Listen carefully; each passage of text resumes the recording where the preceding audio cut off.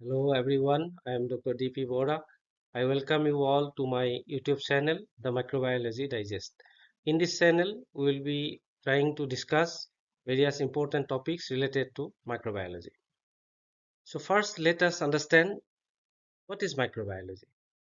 Microbiology, it is composed of three words: micro, meaning small; bios, means life; and logos, means study.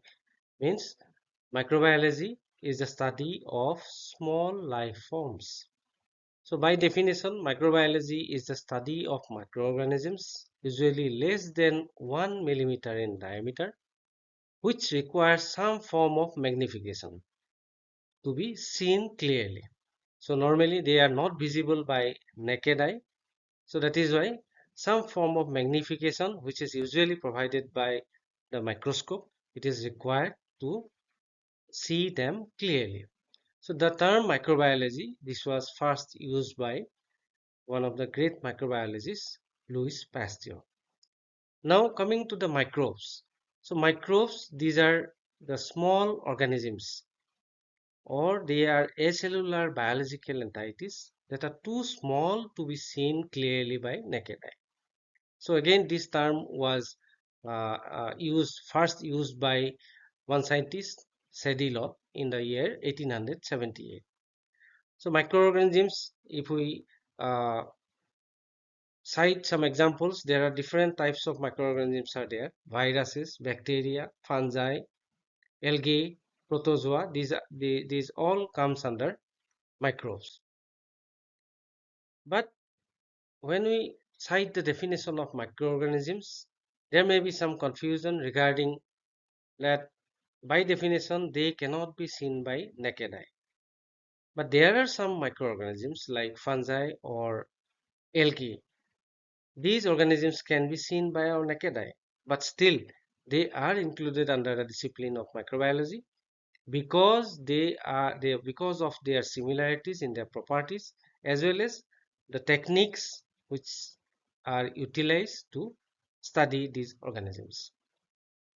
Now, depending on the type of organism studied, microbiology may be named differently. If it is virus, then it will be called as virology. If it is bacteria, it will be called as bacteriology. In case of algae, it is called as phycology. In case of fungi, it is called as mycology. And if it is protozoa, it is called as protozoology. Now, to understand the development of microbiology, it is very much essential to know how microbiology has developed. So, historical perspective, if we see, you will find that microbiology, the starting point of microbiology is related to the diseases. So in ancient time, there were so many diseases.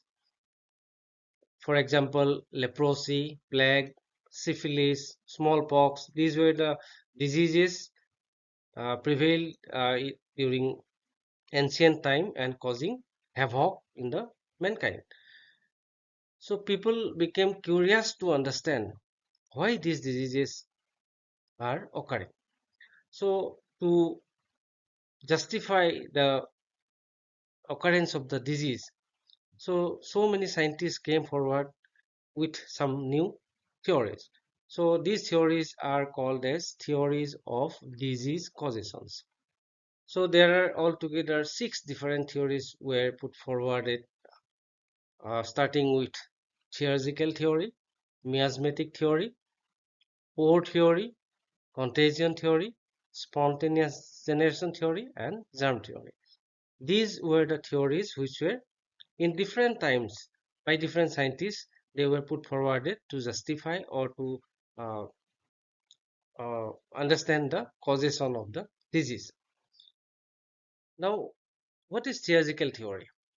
Theurgical theory, it is said as the earliest theory uh, put forwarded against to justify to understand the cause of the disease.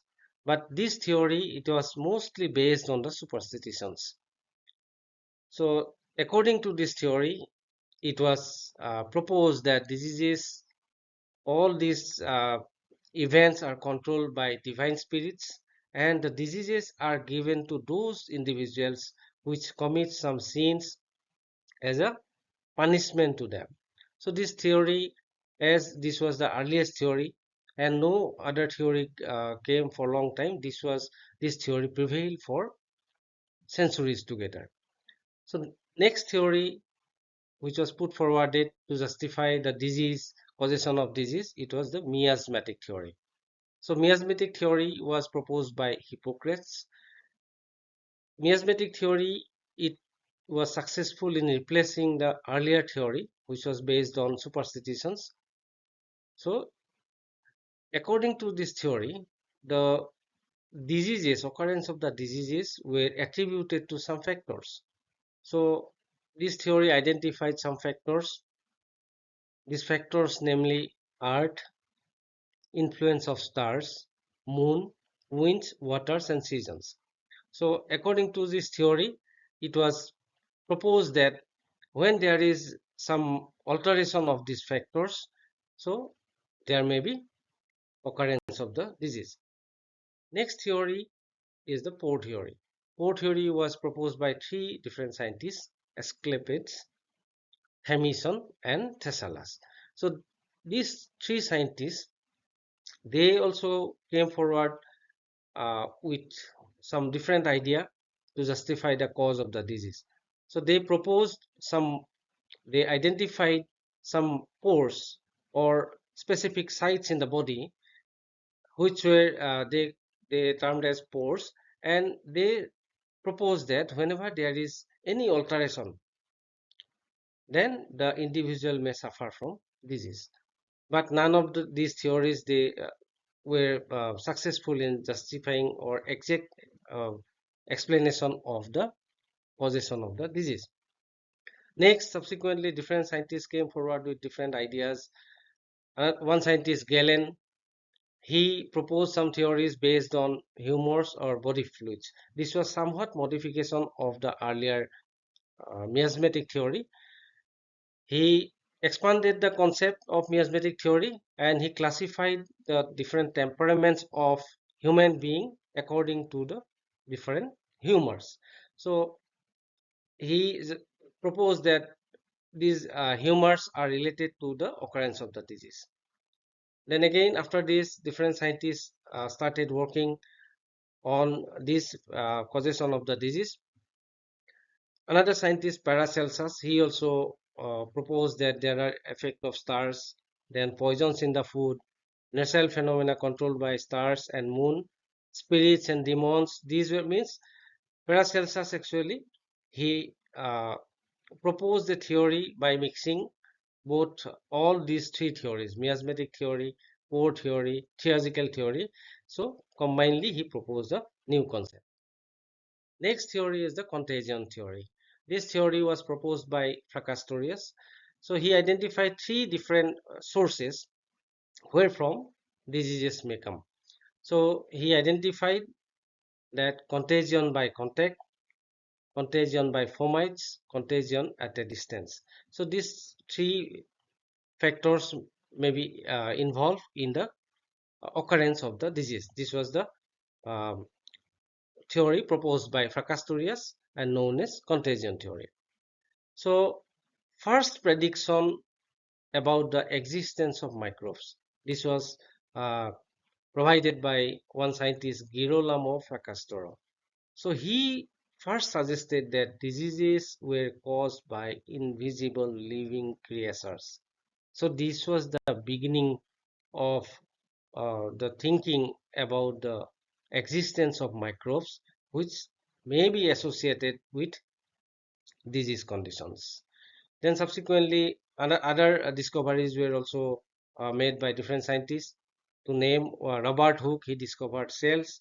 Then Anthony von Leeuwenhoek, he was successful in identifying some invisible organisms with the help of the microscope he prepared by himself. Then he was the first person to record the presence of these organisms which he termed as animalcules. So he was the first person to record the existence of these animalcules or small invisible life forms in the samples he examined with the help of his microscope. And he intimated all his findings to the Royal Society of London. So because of this great discovery, he has been regarded as a father of microbiology. Now the next period, transition period of microbiology started. So this period started with the proposal of spontaneous generation. So spontaneous generation, so where it was proposed that the microorganisms are present, okay, everyone was accepting, but these organisms, they can generate spontaneously in any biological sample or anywhere. So this was the idea according to the spontaneous generation theory. So this concept was also prevailed for long. Then finally different scientists came forward, and the curiosity about these microbes, it was expanding to different scientists. One Francisco Redi, Luis Jablot, they were the first person to challenge the existence of spontaneous generation. So they conducted some experiments through which they proved that spontaneous generation can never happen. So this is some other factors may be involved. At the same time, some other group of scientists led by John Needham. So he was a strong supporter of spontaneous generation. He also conducted some experiments, and he proved that spontaneous generation is the only way through which microbes can generate. Then finally, some other group of scientists also started working on this, and the final blow or final uh, conclusion to the spontaneous generation theory, it was provided by work of Louis Pasteur. So he was successful in disproving the spontaneous generation theory through his experiment which he conducted using a swan neck or goose neck flask. He devised a different flask, and that experiment led to the final conclusion that spontaneous generation is not possible. There must be involvement of the environment to help in growth and development of microorganisms. So because of these great discoveries, along with other processes he discovered like fermentation, then pasteurization, so Louis Pasteur has been credited as father of modern microbiology or father of bacteriology. Then John Tyndall, another scientist, he was also working on the spontaneous generation. He was also successful along with the Louis Pasteur. So they came to the final conclusion that spontaneous generation is not possible. So it is the environment where from uh, microbes can generate. Now the germ theory, which explains the causation of disease. So this was proposed based on the earlier experiments conducted by Louis Pasteur, John Tyndall, and other scientists. So along with them, different scientists, different group of scientists, they were also working. And one more scientist who had made significant contribution to microbiology, he was Robert Koch. Robert Koch, he was the first uh, person to demonstrate that microorganisms are responsible for diseases. So he uh, postulated some theories or some points, some criteria he established, which are known as Koch's postulate. So Koch's postulate, there are four criteria to be fulfilled by any organism. So first is the causative agent must be present in all cases of the disease. So the causative agent, if we suspect any organism is associated with any disease, so it should be present in all the cases. So second criteria is that the agent must be capable of being isolated from the affected individual in pure form. So third criteria is that when this agent, cultured agent, is introduced to a healthy individual, it should produce the same disease. Then the final criteria is that the same agent must be recovered from the infected healthy individual if there is disease is produced. So these four criteria, if fulfilled by any organism, then they can be attributed, or they can be said as they are associated with the disease condition. Then another scientist, he was working on the antiseptic surgery, and he was the first person to develop the technique of the antiseptic surgery, and he has been regarded as father of antiseptic surgery. Next, after it was proved that microorganisms are present, then scientists, they started thinking about the cultivation of these organisms. So different scientists worked on this aspect, and different methodologies were tried. So finally, it was Robert Koch's lab who successfully developed bacteriological media, and Robert Koch also developed the method for pure culture isolation of the organisms. Now, subsequently, development of vaccines and antisera also took place. Edward Jenner in 1796, he was the first person to use uh, immunize an individual with cowpox material, and this process, although Edward Jenner was not able to uh, explain the process behind this, so later on Louis Pasteur, he could successfully explain the entire process, and in the honor of Edward Jenner, he named the process as vaccination. Then different scientists again worked on different aspects. Passive immunization process, it was developed by the work of Emil von Behring and Kitasato. They discovered the antitoxin. So these were some of the great discoveries which led to the development of microbiology as a science. Then after this, uh, the studying of microbes, the different laboratory techniques for studying microbes were also developed. Christian Gram, he developed a staining technique. Then subsequently, the experiments led to the discovery of viruses. Different scientists, they worked on viruses, and different viruses were identified. Then further discoveries were made, and as of today, microbiology, it has grown through with the help of the discovery of those great scientists who worked uh, with and discovered so many things on of microbiology. Now, when we study the historical developments of microbiology, it is always essential to remember or know the contributions of Louis Pasteur. So he is regarded as the father of microbiology, father of modern microbiology, and father of bacteriology. So he has proposed so many theories. So most importantly, he proposed the principles of fermentation.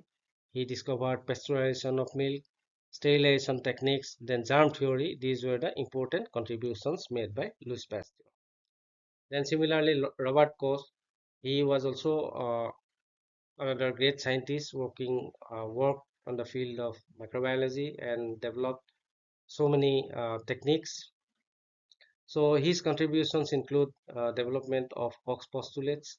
Then he developed so many organisms. He discovered anthrax bacilli, tubercle bacilli. These organisms were all discovered by Robert Koch, including some staining techniques also he discovered. And most importantly, Robert Koch, he standardized the method for pure culturing of the organisms in the laboratory.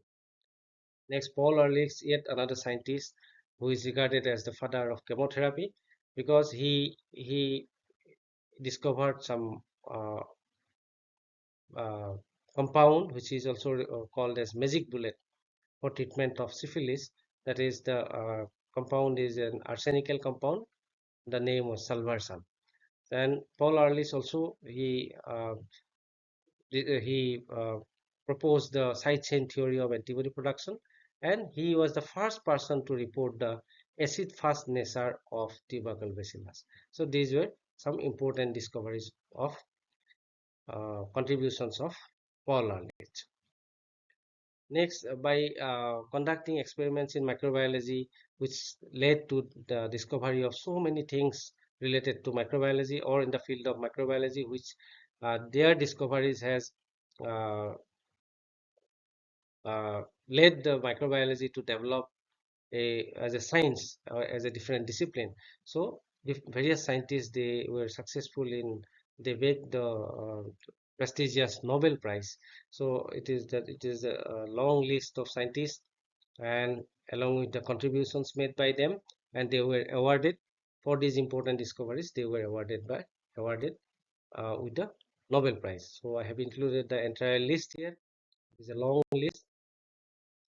So so with this, we have come to the conclusion, and as a revision, I have included some self-study questions. So these questions are important whenever it is important questions need to be remembered, and whenever we go for revision, so these answers will be easy.